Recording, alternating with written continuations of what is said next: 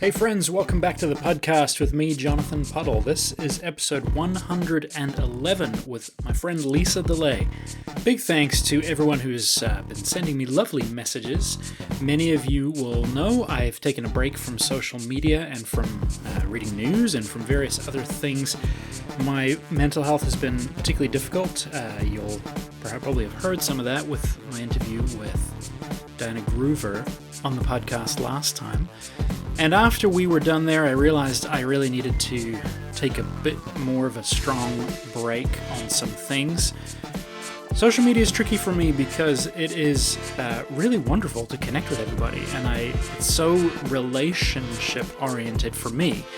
But also, it can be a painful place, and there's news that's weird, and conspiracy theories, and just so much that goes on there that it ends up for me being kind of a net loss, especially in this time where I'm disconnected from my flesh and blood friends, and I lean on social media for things that cannot provide, and I kind of get suckered in like a sailor being tempted by a siren at sea. So thank you to everyone for giving me so much grace and kindness as I've stepped back a little bit from engaging in DMs and comments. I will be posting, the news of this podcast and other things, still kind of automatically scheduling to Instagram and Twitter and Facebook, but I won't be there engaging in the comments. So thank you for extending me that grace. It's been really, really kind getting some wonderful messages from you all. So this week, I have Lisa DeLay on the show. Lisa has written a really wonderful book called The Wild Land Within, Cultivating Wholeness Through Spiritual Practice. And in many ways, it's very similar to You Are Enough, my devotional, but it comes from a different angle and uses a different set of language and tools to come at the same kinds of problems in terms of moving towards ourselves with love and wholeness and grace. And so Lisa feels like a kindred spirit.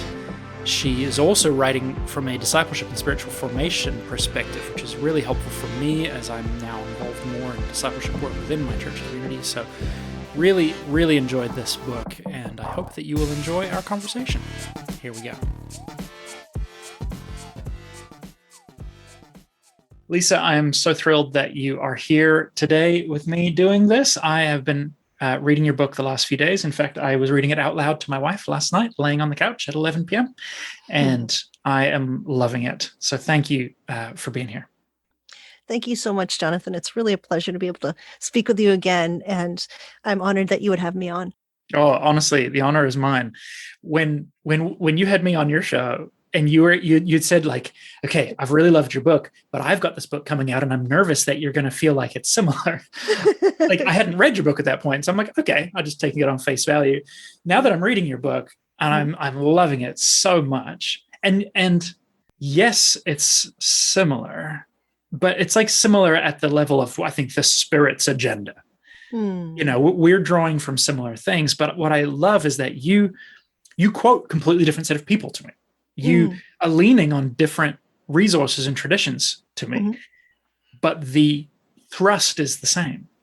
Yeah. And so you've written a book that is trauma-informed, spiritual practices, working with our, distorted thoughts, all these different things, but you've come at it from a completely different angle. You've done a really deep work in ensuring that it's culturally diverse and non-white centric. And yours feels to me like it's more of a discipleship piece, more of a spiritual formation piece than I was intentionally constructing. So I mean, I'm thrilled with your book, and I can't wait to recommend it to everybody. So I'm super pumped. Thank you. Yeah, my big hope in the book is actually that people don't do the book alone, that it's possible to read it solo, but actually I'm hoping that it's done in groups, or even better yet, with a trained director or wise elder or therapist or something like that, because there's a lot of it asks a lot of you. It asks a lot of questions at the end of chapters, and it invites you to go into deep terrain that's shadowed terrain that you might not know what's really in there. And there are portions that could be potentially be triggering if you have a trauma in your past. And so I'm hoping that people don't feel like they are reading it and then suddenly in over their heads. I would prefer that people go in like you might go into an actual wilderness. If you're going to an actual wilderness for a month or so, you would hopefully not do that completely alone either. Yeah, for sure. Lisa and I were chatting about this before we hit record, because she pointed out something to me, and I'd love you to kind of walk us back through it, about how so many books on spiritual practice, they don't really warn you that you might uncover some worms under these rocks. Like, I mean, I wrote my book very focused on healing. And so there's this great big disclaimer at the beginning, like, this might hurt, move slowly. But that was very specifically what I was trying to do. But I thought it was a really sensible point that you raised, because none of the books that I've read on spiritual practice give you any kind of heads up that you might find yourself in painful, scary territory. Yeah. What I noticed, and I studied spiritual formation in graduate school, and so we learned lots of things about the devotional classics over the millennia of Christianity, from reading the Desert Fathers and Mothers and all kinds of classics and all kinds of ways to create greater devotion with God through different kinds of prayer practices. There are so many rich, beautiful ways to pray or have a stronger life of devotion. And it was so wonderful and refreshing. But what I noticed each time was that if I ever really invested myself in a practice and really dug into it like it's supposed to be done, not in a hobbyist type of way, but with an investment of time and love toward God, God would answer back. God would journey with me. And in doing that, because God desires my wholeness and my sin to be remedied, I think the Spirit shows us where our wounds are and where our weaknesses are, and that in the process of creating spiritual fruit in our lives, we are rid of these other things. But that isn't, that weeding process, if you will, isn't painless and can take us by surprise if we're thinking, oh, these practices are like wonderful therapy, like going to a spa and having a massage and a facial. It's not really like that. And I didn't notice any books that I got were really going to warn you. No, so much in Protestantism. I think in the Catholic tradition, there's so much time and effort spent. There's so much more knowledge in the sense of journeying with someone, that they are much more equipped to deal with the suffering part or the harrowing of the garden of the heart. And your spiritual directors are completely prepared for whatever comes up. But in Protestantism, where we might take these spiritual practices on as little treats or something, as little bits of refreshment, it's not really what's happening. It's not really what the spiritual practices are for. They're part of, they're a grace of God that brings us the ministry of the Spirit. And the ministry of the Spirit involves a healing process that is kind of like a physical healing process, where you might, if you need surgery, you might have to go under the knife to get something removed. And that's going to create pain and eventual healing that makes you better.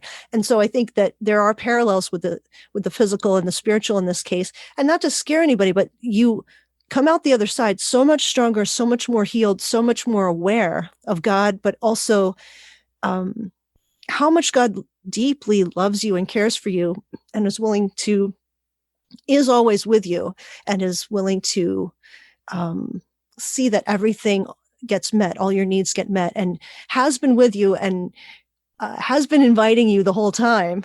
And then when you sink into the practice, you get a chance to move all the way through it.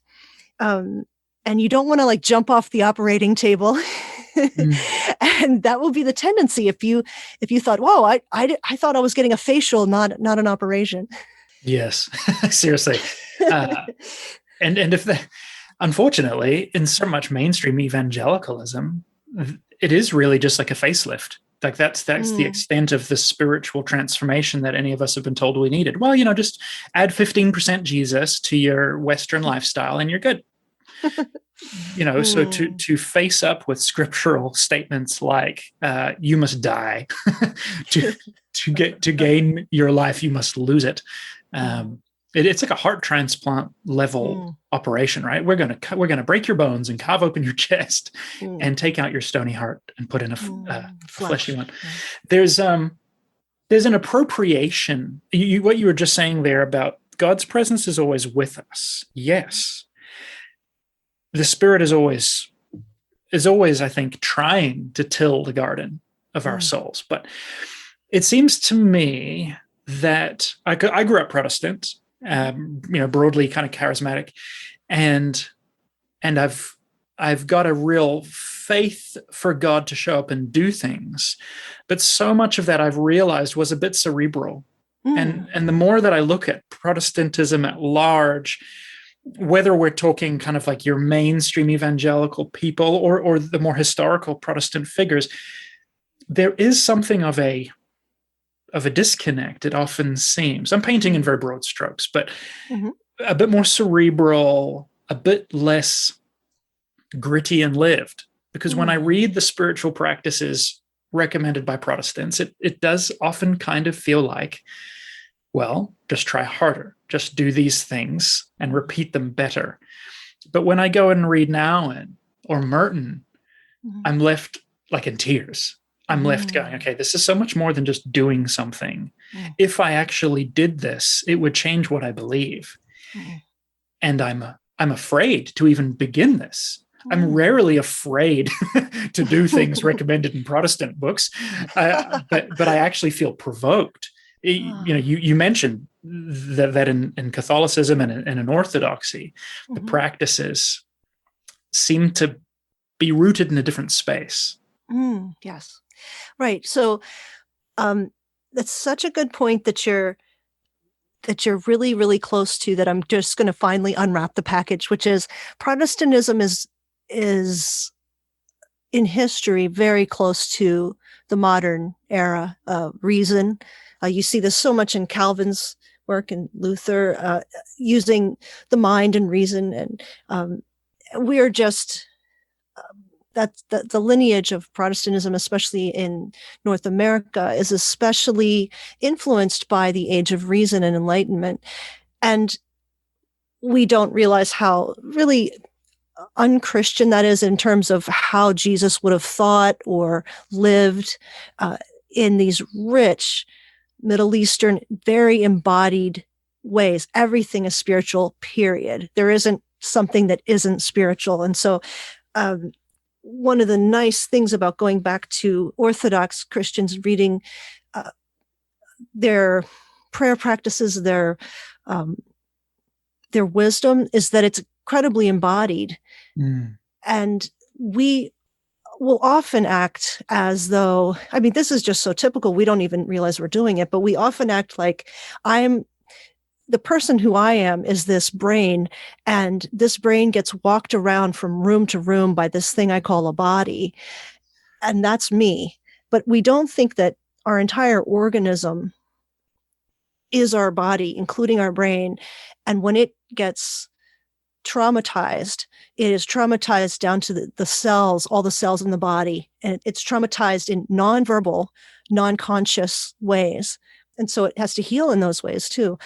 And that's why the practices that are spiritual that involve the body, for instance, pilgrimage, or maybe praying in different bodily positions, prostrate, or really involving your body. Maybe some people do some form of stretching or yoga, or just prayer walks, or something that's really engaging the your physical form. They are really changed by that. And that's because they're tend to be so disengaged from their organism. And so that's really a huge deficit often within Protestantism. And I think it really hurts our spiritual well-being and our healing process too, because we, of course, are paying the price for our trauma in bodily ways, but we're not necessarily approaching healing in those ways. Yes. Yes, that's so true. My experience is the same. Mm-hmm. Okay, so you unpack a bunch of that early on in the book. In fact, you kind of started with this discussion around how we build meaning and our maps of understanding ourselves and theology and the world. And you talk about kind of like here in the West, global North, we've inherited not just this rational thinking, but like this actually very sort of Greek dualistic, but you were just hinting at it, right? The spiritual life versus non-spiritual life. And that there happens to be a wealth of alternative maps that many of us are not actually even aware of. I'd love to hear a little bit about that and why that's so important that we start there.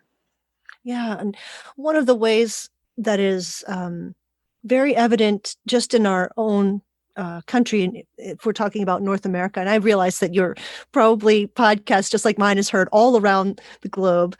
But one of the ways I noticed right away is that we have a kind of dominant white-centered, or I would call it empire theology in the United States, but in Canada also, is that there is a kind of white-centered or dominant theology, and then there's what we tend to consider these other theologies. And Black liberation is kind of one of these other theologies.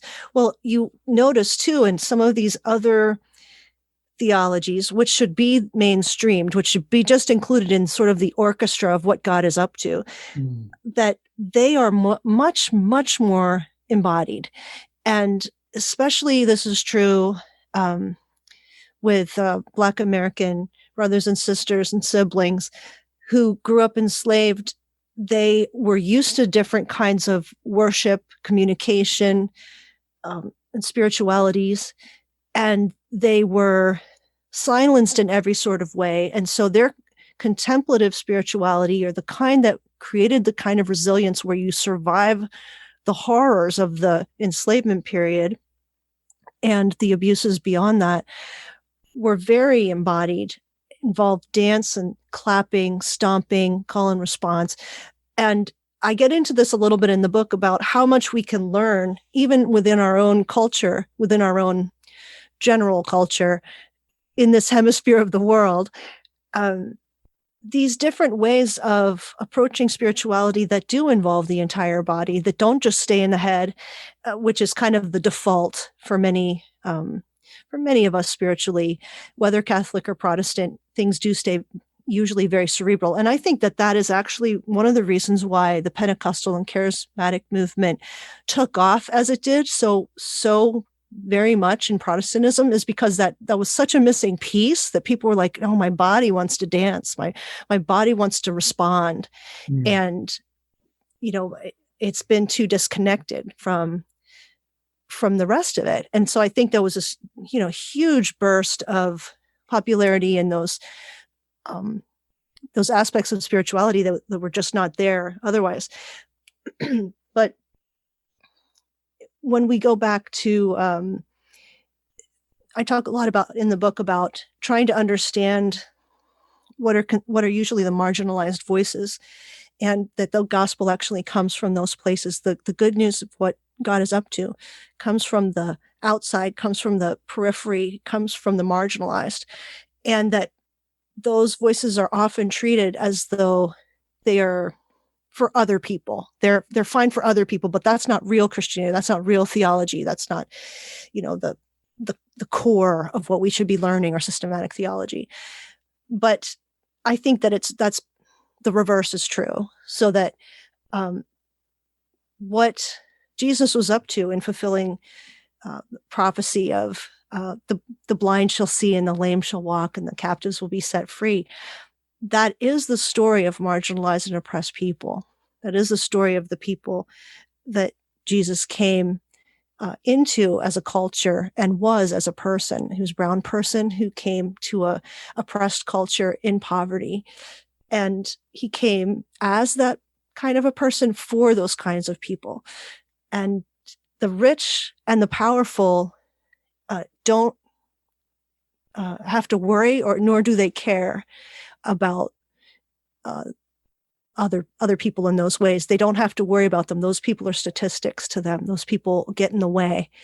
So I try to bring out some of these even maligned theologies or overlooked theologies and spiritualities that inform us so much about the totality of what God is up to, the totality of who we are as human bodies in our bodies. A lot of times what we see, unfortunately, is we see with the dualism is also it makes it easier to hate other people who don't look like us with dualism. Mm.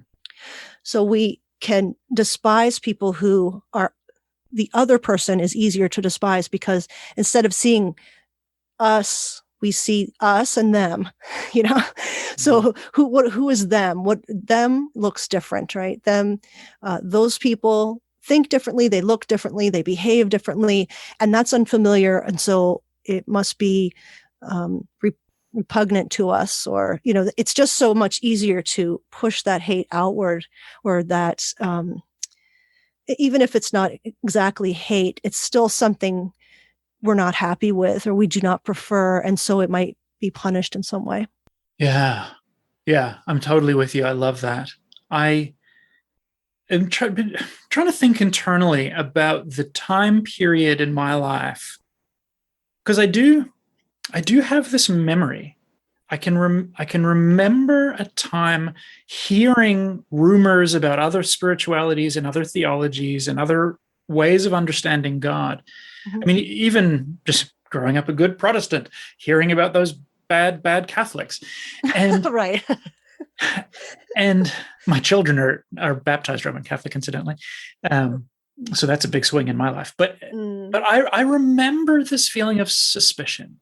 Mm-hmm. Mm-hmm. And I don't know exactly what are all the ingredients that the Spirit used to soften my heart and to open me up. But let me present a potential devil's advocate here. Mm-hmm. Let's say you are a white woman in her 40s or 50s who really does love Jesus and is like given their life in sacrificial service to him as much as they understand that. And they do not consider themselves a racist. You know, intellectually, they're like, no, I'm not one of those racist people. Mm-hmm. I know a lot of these women and men who have really good hearts, but there are these things that they just haven't learned to see. Mm-hmm. What would be your invitation to that kind of person who maybe doesn't feel that they're missing anything, mm-hmm. but where you and I have journeyed for different reasons, and obviously, you know, I am a white man, and so the reasons I've had to journey with that are going to be different to you. What's the invitation? What would you say to that person? Well, often people are well-meaning and kind, and they can still prop up racist systems and culture just ignorantly, or until be fine with you know, saying something anti-racist and helpful until it becomes inconvenient. And I guess that's where the rubber meets the road. So what I would say is that if it's true that a person is feeling like, you know, I'm not racist, you know, I just kind of don't want to cause any trouble, but, you know, I'm a good guy. I would say, I would challenge them to just make sure that you're reading somebody who doesn't look like you, especially a person of color, such as a Black theologian, or someone who has maybe a complaint. Why do they have that complaint? Most people who say such things maybe know a Black person, but are they actually close friends? Do they are they close enough that they could call this person at 2 a.m. and vice versa? Like proximity doesn't mean that we're not going to do things that actually hurt certain people in the community. So I would say that, some people will say they don't want to stand in the way of progress or something like that. And maybe they even are angered by things like George Floyd being killed completely unnecessarily and things like that. But when it gets inconvenient, or things like reparations start to get talked about, that you see like some bristling hairs on the neck. And I would say that anytime there's a discomfort there, like a racially charged discomfort, to start listening and to start reading, and to not decide that you have your mind made up one way or the other about something that isn't personally hurting you. Because I think what happens is we always, and this includes me, we think we know how things are, but when they don't directly impact us, we really are very ignorant. Like I'm not scared of being pulled over by the police. I don't think my life isn't going to be in danger. If that's you, if you basically don't think you will be killed by the police when you get pulled over, then you don't understand what it's like to have a different kind of body. And so start listening, start reading. What is it like to live in a body you can't change, and to live in fear? And some of the first responses it can't be that bad. Oh, I know I feel bad for them, but it can't be that bad. And any kind of minimalizing like that is not really listening.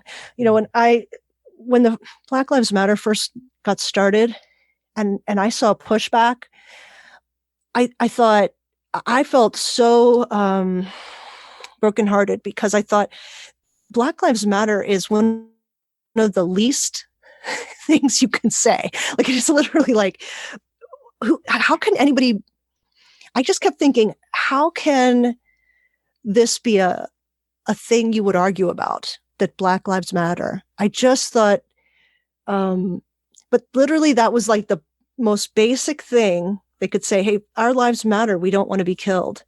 And they would actually get pushback on that. People would go, no, Black lives, blue lives matter. It just showed me how deep the problem really was, that the people couldn't say, of course, you're right. How can we help? Yeah. Like, you're getting gunned down and killed like at random. You must be absolutely terrified out of your mind. When your loved one leaves the house in the car, you might be pulled over for a light out. And if you exit the car and you make some move, or the person thinks you have a gun and you have a cell phone, you could just die. And it's not in enormous numbers as the media would lead us to believe, but it's enough that people are terrified. And when you simply say our lives matter, you're getting pushback. So for me, I thought, the problem is so much worse. And it's with the cameras that are always rolling, and I thank God that they are, we are getting force-fed reality over and over and over again.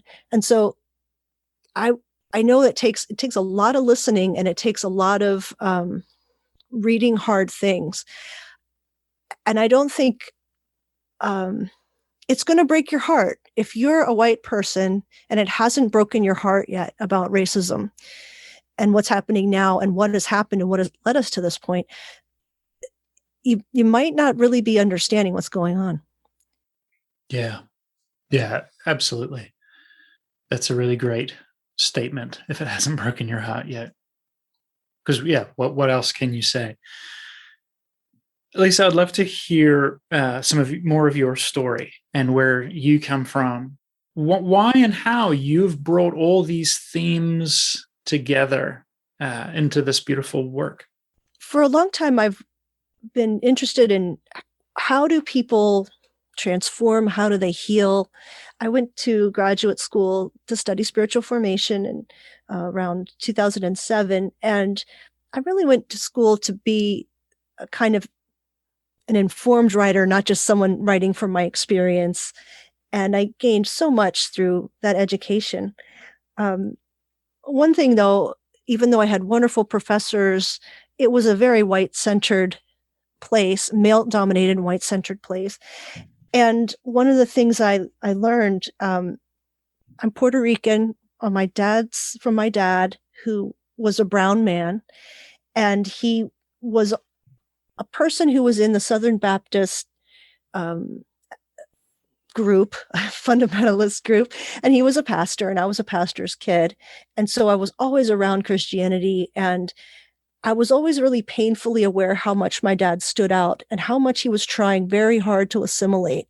And it never worked. He never was white enough. And the Puerto Rican culture, which is so rich and so infused with life in terms of music, in terms of dance, it's very, vibrant and lively. Well, all those things to a fundamentalist Southern Baptist are sinful. They're not white enough. And so they should be erased, at least in the time where my dad was involved. There wasn't things like you couldn't dance and you couldn't drink and you couldn't go to movies and you couldn't play cards. The list was so long. The list of banned books was so long. And of course, you couldn't read books by liberation theologists that were those Latinos from South America and things like that. So what he was really learning over and over again is these white supremacist claims, which he was believing and being erased at the same time. And it did him in eventually. It's for a lot of people, to get ahead, if you're a brown person, sometimes you try really hard to assimilate, and it can be very soul killing. And I think he realized at some point, I don't really have any friends here. I just am expected to assimilate, but I can't really do that because I can't change my body. I can't change who I am. He passed away when I was 20, and I never really forgot his struggle or his contradictions. He was a man of contradictions too. That could be its whole book in itself. But I remember when maybe it was 2013, 14, when there was huge influxes coming in from on the southern border from Central and South America. And these people are basically treated like infestations,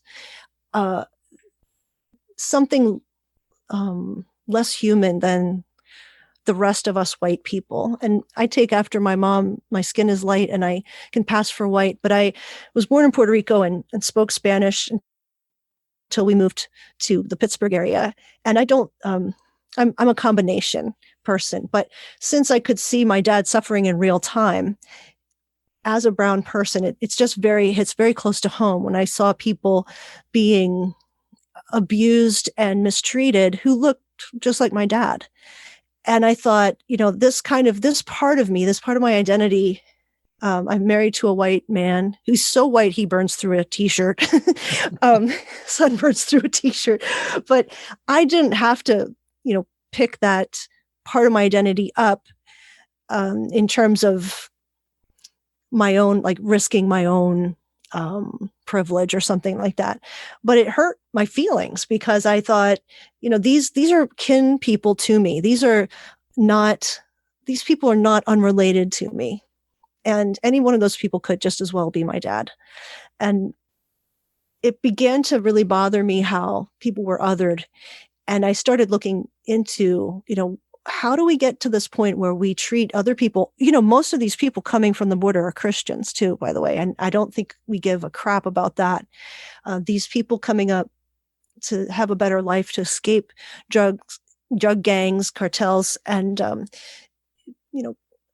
cities, villages run by people with guns who are extremely dangerous, who they're escaping for their lives. They don't want to leave their homes, and they're Christians. And there's a whole bunch of bad things that can happen to them along the way. And there's a whole bunch of ways that they're vulnerable. And I realized that I had to make people more aware of what white-centeredness does. the violence it does. And that's part of why I began to try to explore bringing something about spiritual formation, but also trying to help us understand what creates the climate within our hearts, I call it the wild land within, but it's all the unseen pieces of us. It's all the things that make us who we are. We're influenced by our culture. We're influenced by things that try to keep white-centeredness the norm, when in the world, of course, it's completely abnormal to be a white person. Most people in the world are brown or black. And I was trying to disrupt some of those faulty assumptions that we have that make us who we are and make us understand God in certain ways. So that's probably a really muddled answer to what you are asking. But I wanted to make sure that I wrote a spiritual formation book to help us look at some of the wounds that we have, some of the places of shadow within us, and also to try to understand, especially in this hemisphere of the world, that the dominant culture that is white often is a rather delusional, shallow look at what's happening in what God is up to, what is going on in Christian history, and the soft spot of God's heart. That is so real. Like, if we even just look at our script, at our Bible, the hallmark of white evangelical, right? It's all about the word, brother. So if we look at our Bible, almost the entire thing is the voice of the downtrodden. Mm-hmm. The voice of the people on the margins, right? We don't hear what's happening in the halls of power, right? And in the examples in the Old Testament where we do hear what's happening in the halls of power, it's to expose corruption. Yeah. And yet, now that, especially kind of, in global North, we live in the halls of power, and those of us who operate in that space, it's kind of like, no one told us that the faith we were handed is actually irrelevant for being in a position of privilege. We will take a quick break from the show so that I can tell you about my Patreon. This show is supported every month and annually by my patrons. They are wonderful people. Every single one is fabulous.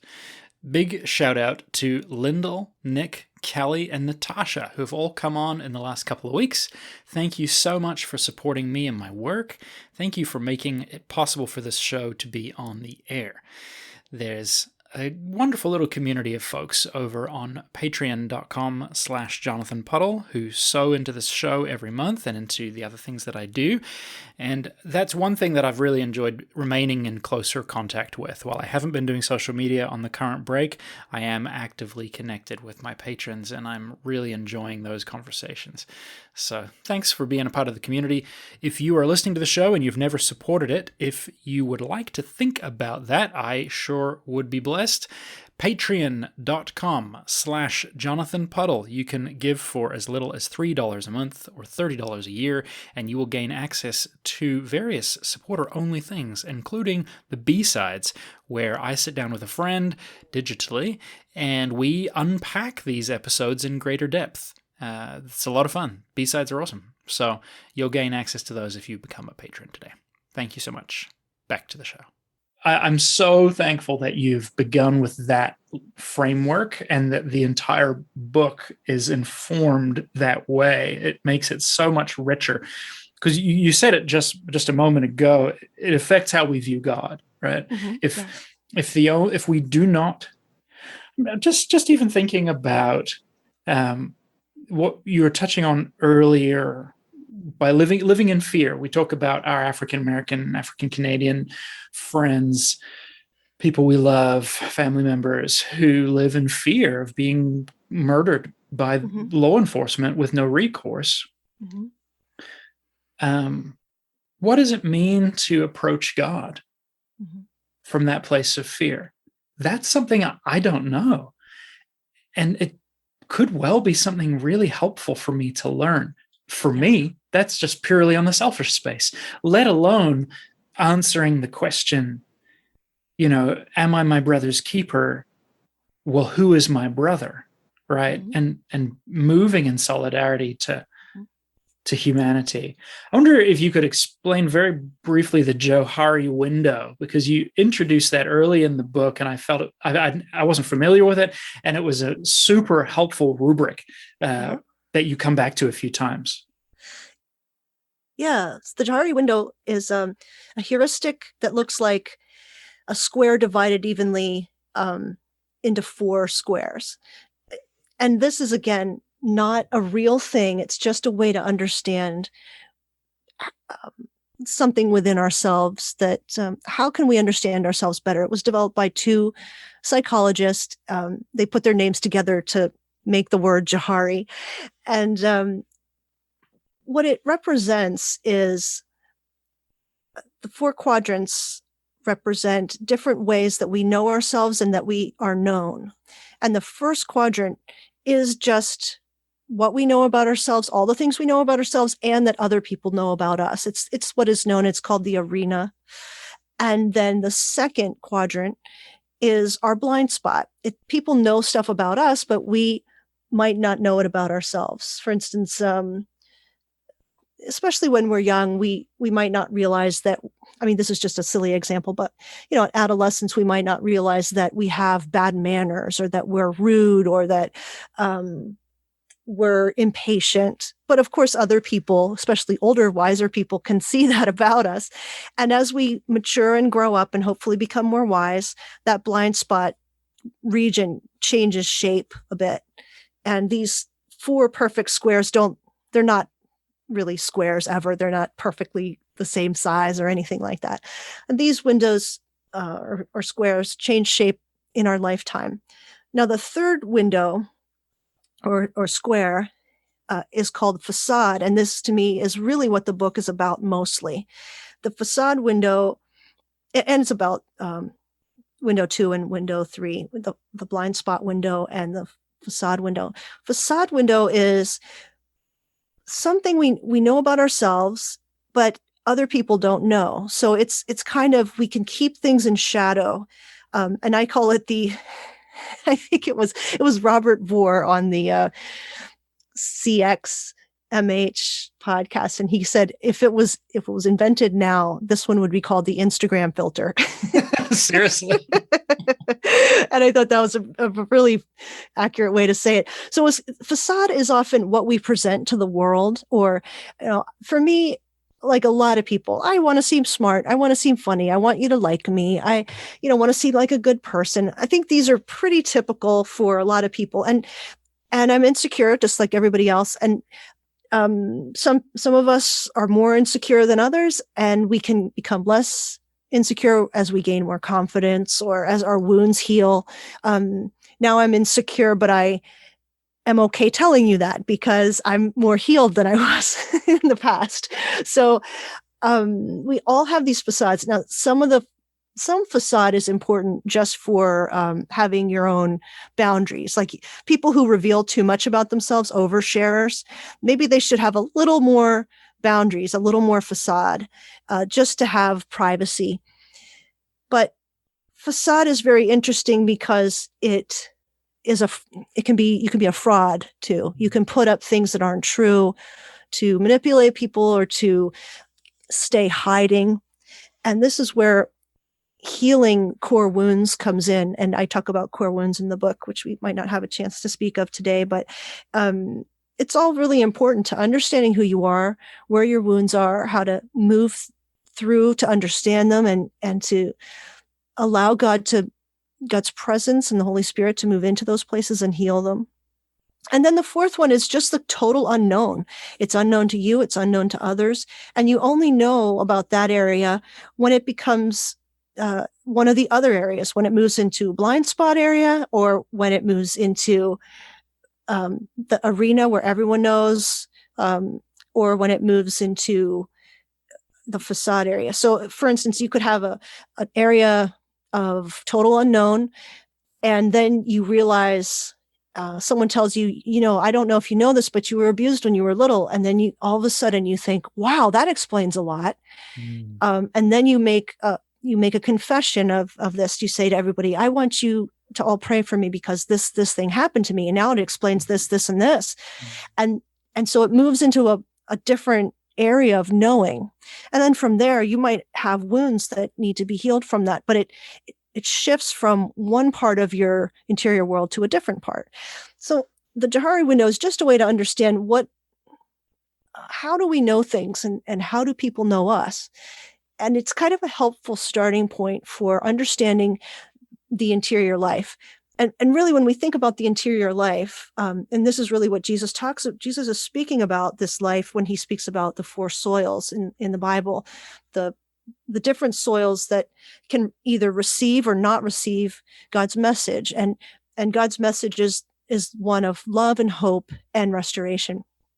And so, we have the trampled soil, the weedy soil, the rocky soil, and then the good soil. And so we're hoping that through intimacy with God and the spiritual practices and devotion to God, we can form loving bonds and trusting bonds with God and with others so that we have good soil for a fruitful harvest.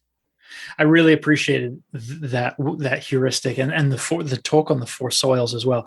I just like I can get so in my head and in my mind, and I'm also like highly relational, and just the statement to be reminded there are things about you that you and everyone else know. I'm like, yes, there are things about you that you don't see but others do. I'm like, oh, yes, of course that's true. But I do not think about that very often. And that's not to say they're all negative, right? Right, exactly. Facts. Yeah. And then, there are things about me that only I know. Right. And even my wife doesn't know. There are probably many things that I take for granted that she would understand about my motivations and why I do things that she has no idea. Right. And true, and also with the facade area, number 3, is that a lot of times we are, the more wounded we are, the more we might want to be accepted or impressive or special, and we might jockey and just to hopefully get the responses and the needs met that we need met. And it's important to know that if you have a really big area of facade, you're going to have a lot of extra stress, a really pretty bumpy time. And we all have facade. Nobody has zero facade area. We all have it. And to some extent, a little extent, it's necessary that, for instance, you don't go to your boss and just tell your boss every little deep, dark secret on your mind at that moment. It just doesn't make any sense. But at the same time, there are ways we purposefully shut people out of our lives that we shouldn't. And we are fakers in ways that we shouldn't be. And sometimes we think it's facade, and actually it's blind spot. So we think we're hiding something, and we think people don't know, but it's actually the number 2 area, because people can see right through the facade. So we're not that clever. We're not that clever. We think, oh, nobody knows that I feel this way. Or, my one friend in college was gay, and she didn't tell me for 2 years. And then she said, I have something to tell you. I've been wanting to tell you for a long time. I said, you're gay? She goes, is it that obvious? I said, yeah, I mean, we know each other really well. It's okay. I can't believe it's that obvious. I'm like, yeah, it doesn't matter. It's fine. But it was like, she thought it was facade. I was like, no, it's a blind spot. Everybody knows you are. But, that's the thing, is that we don't really, when we don't know ourselves sometimes, or when we feel afraid or insecure, we might not realize that our facade is a pretty flimsy one. That's so true. You touched on the area of wounding. You unpack these 3 core areas of our lives where there's wounding: the kind of very fundamental safety and security, and then moving into esteem and affection, and then finally power and control. And it was really interesting reading through those descriptions. I was reading those last night, and I'm in therapy as well, and it's been quite clear from my work with my therapist that I don't really have any major issues in safety and security. My fundamental world growing up was very safe, Mm. very secure, loved, fed, clothed, Mm-hmm. you know, even the because I moved around a lot as a kid, so Mm-hmm. even the uncertainty of relocation and of moving was grounded in love, and there was safety with it. But where things begin to come off the rails for Jonathan Puddle is in the realm of affection.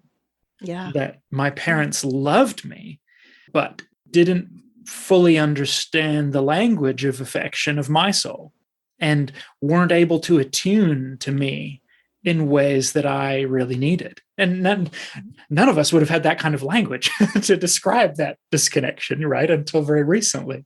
Right. You can just unpack a little bit on those types, and then I think we're out of time. Sure. Well, also, if you moved a lot and you were a middle-aged child or teenager, one of the biggest things you would have wanted, probably, likely, because developmentally this would have been accurate, is that you would have wanted to make friends and have connections and feel accepted and esteemed, or have, some real connections with your friends. So that would have been a really Absolutely. important part. So that might have been a wounding or an area of difficulty or problems for you if you're bounced around a lot. That could have been disrupted and disrupted and disrupted. So that could create a wound that your parents can't possibly fill. They can't fill those friendships that get disrupted. And that is a wound that can be, for some people, it's always there. And for some people, it's this little trench. For some people, it's this gully. And for some people, it's this cavernous ravine. And they just over and over, maybe have trouble with keeping relationships, or that they, become worried about abandonment, or they become concerned with appearing a certain way, or, there's all kinds of things that can kind of go wrong when you have a wounding there. The first wounding, like we were talking about, and this is from Father Thomas Keating, and I got this from him. If you go in the book, you'll see where I pulled from these different places. I didn't come up with this myself or anything. But the three core wounds really relate to our humanity and our biological needs. These are not sinful things in any way. They're just because we're human and we're vulnerable, and we're vulnerable because we're social mammals, and vulnerable in a good way. We're precious and we need each other.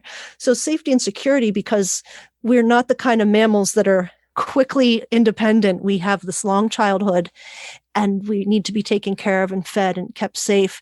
And sometimes these very early things, usually before our 2 years old, where our memory becomes chronological and verbal, we can experience fearful things that are about our safety and security, that might have to do with safety and security of our bodily safety and security. So some people feel always unsafe in their bodies, and that can have something to do with an early trauma that they might have absolutely no memory of, but they just always feel unsafe in their bodies. And that could be because of some issue or a few issues that happened when they were young. And there might not be a way of knowing the actual incident, but they just have a lot of triggers regarding that. And so there's a wound there that will continue to replay over and over in instances in their lives. And it can become very difficult. And that's why it's very important to get a trauma-informed therapist to help with triggering things. The next one we talked about is esteem and affection. And this can be esteem and affection wounds that come from parents, that come from middle school or youth group, or something where everyone gets some of these wounds because everybody gets picked on one way or another, or has some sort of issues as you're growing up that don't go perfectly smoothly. Or even the kids, I've heard this is true, even the popular, really good looking, very good at sports kids also have their same issues too. For real. So nobody gets through without some kind of wounding. And then the last one is also this very overarching one of power and control. And this is your general basic human need to control our situations. And that there's nothing wrong with wanting to have power and control over your situation. It's general agency over your life.